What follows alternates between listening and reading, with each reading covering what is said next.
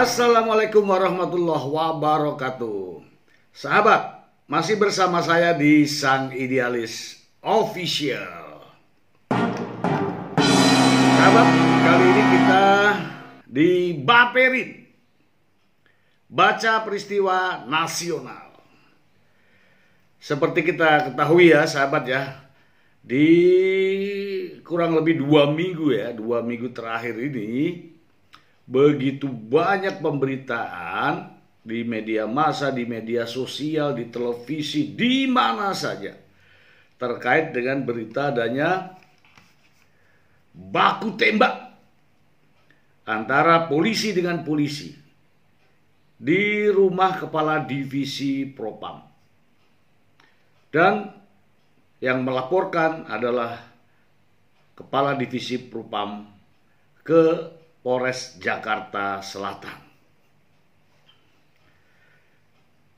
Begitu banyak polemik, mulai dari kejadian, mulai dari pemberitaan, mulai dari publikasi, mulai dari pemakaman, dan seterusnya. Banyak sekali mengundang pernyataan-pernyataan publik yang meragukan dengan adanya kejadian-kejadian tersebut yang dalam pernyataannya selalu membuat dinamika perkembangan yang berbeda. Sudah banyak pejabat yang berkomentar, banyak juga warga masyarakat, banyak juga tim pengacara, banyak juga rekan-rekan dari almarhum. Namun sudah dapat kejelasan bahwa benar Brigadir J adalah ajudan di bidang Propam di Mabes Polri dan meninggal dunia atau tewas di rumah komandannya, yaitu Kepala Divisi Propam Mabes Polri nonaktif Irjen Verdi Sambo. Sebelum ke intinya sahabat, mari kita dengarkan pernyataan-pernyataan para pengacara, termasuk juga ada Menteri Koordinator Polhukam dan masyarakat media yang menyebutkan mari bahwa kita dengarkan bersama. CCTV rusak, kemudian kenapa diketemukan CCTV yang lain? Ini saya perlu luruskan kepada teman media biar tidak lagi istilahnya berpersepsi lagi, sehingga muncul spekulasi lagi yang justru akan membuat permasalahan ini tidak clear.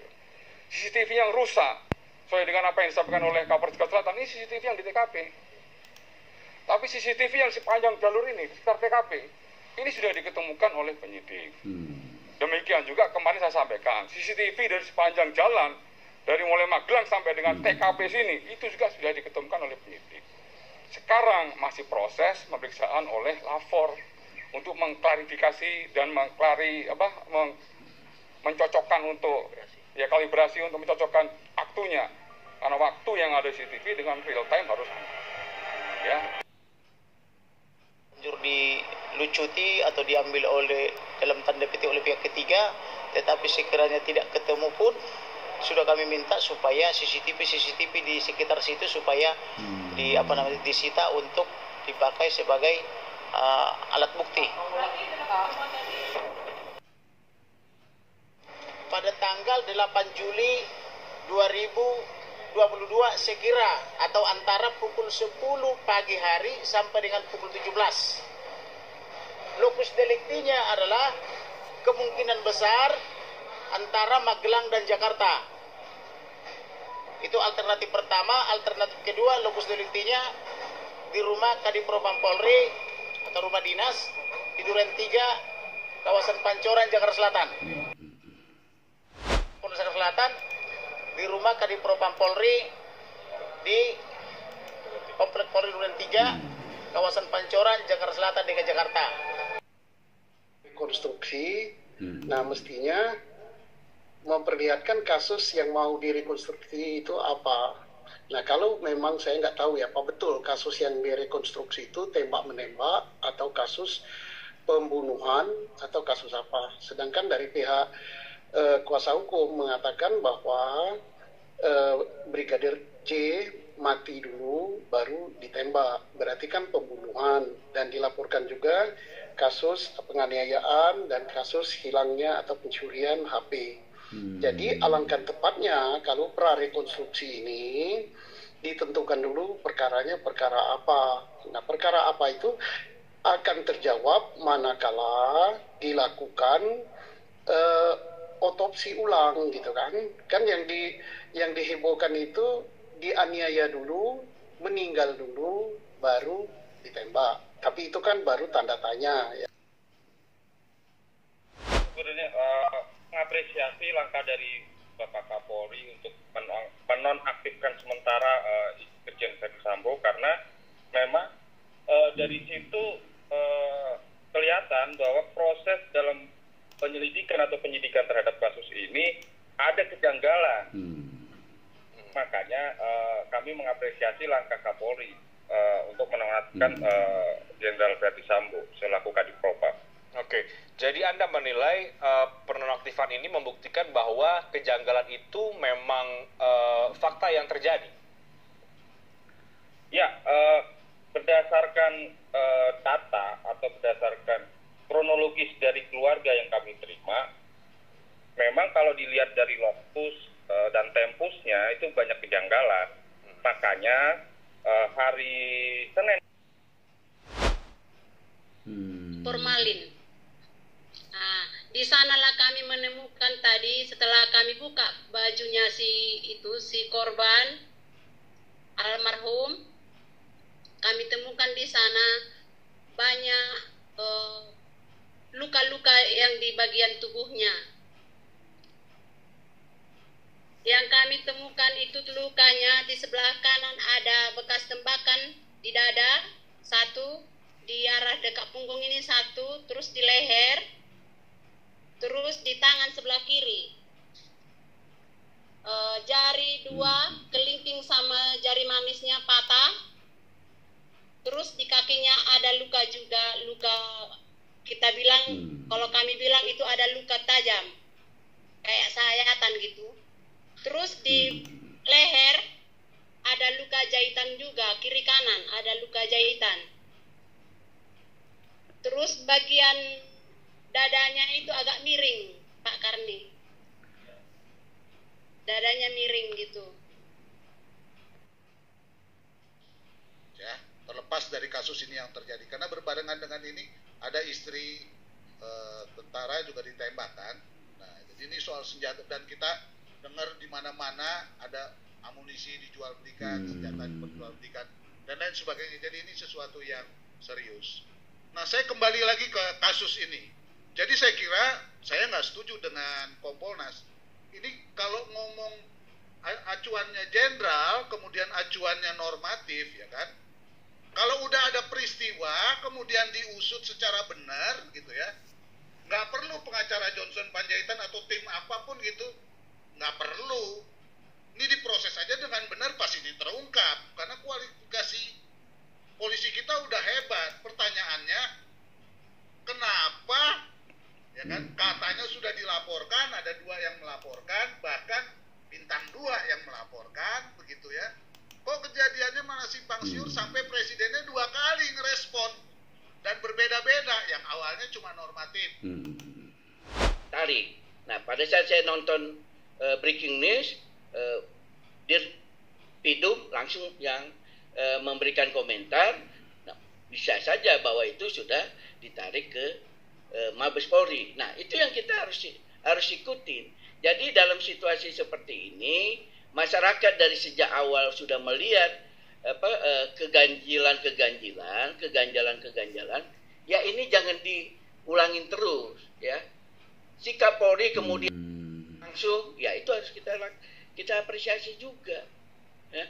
Langsung otopsi. Hanya saja otopsi ini juga harus melibatkan lembaga yang independen supaya semua juga bisa lihat.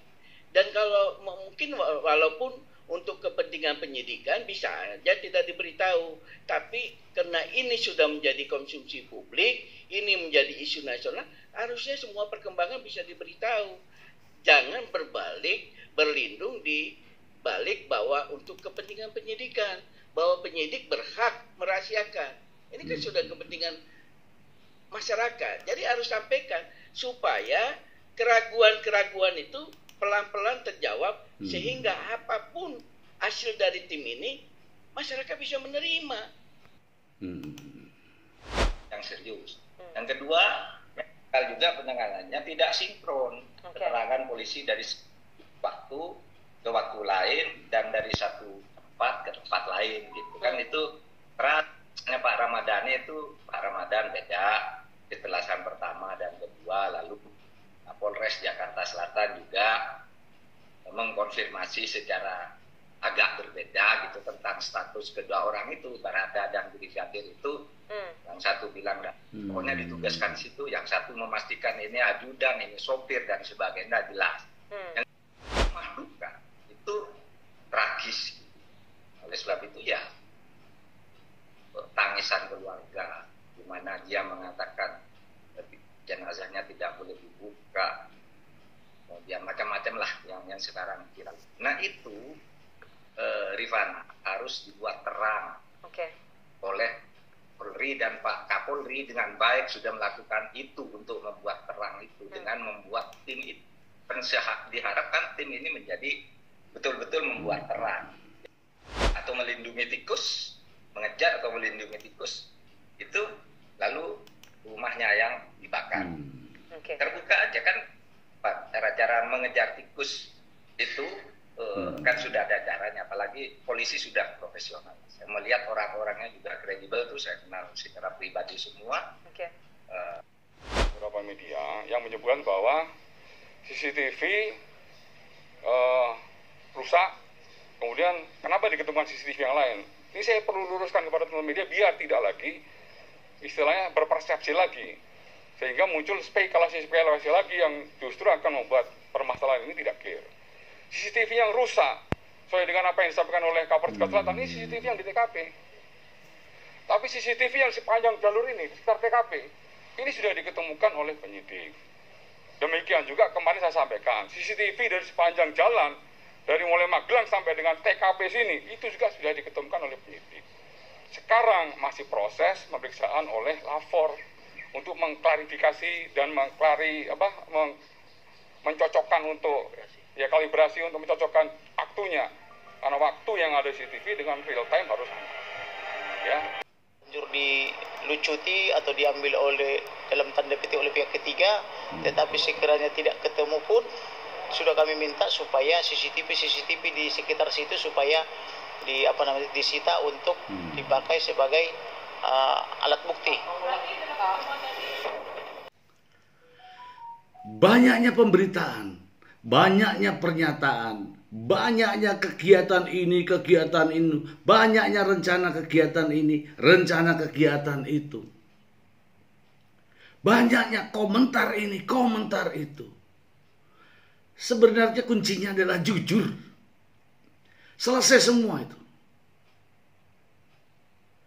Jadi, ini kan kejadian di rumah Irjen Verdi Sambo. Cukup Irjen Verdi Sambo sama Ibu Putri menghadap Kapolri menceritakan yang sebenarnya. Brigadir J kan ajudannya. Sudah beberapa tahun mengabdi sama Irjen Verdi Sambo. Iya kan? Dan meninggalnya juga di rumah itu gitu loh. Kenapa tidak jujur sajalah menghadap sama Pak Kapolri, ini loh Pak sebenarnya kejadiannya, selesai semua polemik itu. Iya kan? Tapi kenapa dibiarkan lama-lama? Mulai dari kebohongan akan menimbulkan kebohongan baru. Gitu ya sahabat ya. Sudah banyak nih pertanyaan, sudah banyak di media massa lah, sudah di masyarakat seluruh Indonesia sudah tahu. Apalagi yang mau disembunyikan? Ini kan begini intinya itu begini. Apa ya bahasanya ya? Ajudan meninggal di rumah majikan, gitulah gampangnya itu. Ya majikannya yang nyampaikan, nggak usah orang lain. Ya. Di kalangan bawah nih, di kalangan bawah di kalangan bawah yang pangkat-pangkat di bawah ini sudah rame nih. Sudah rame, sudah bertanya-tanya, wah itu gawat ini ya. Kalau bawahan mati, atasannya nggak ada yang ngomong nih. Gitu maksud saya itu. Lapor pada Pak Kapolri, kan menghadap langsung. Sejatinya kejadiannya begini Pak, begini.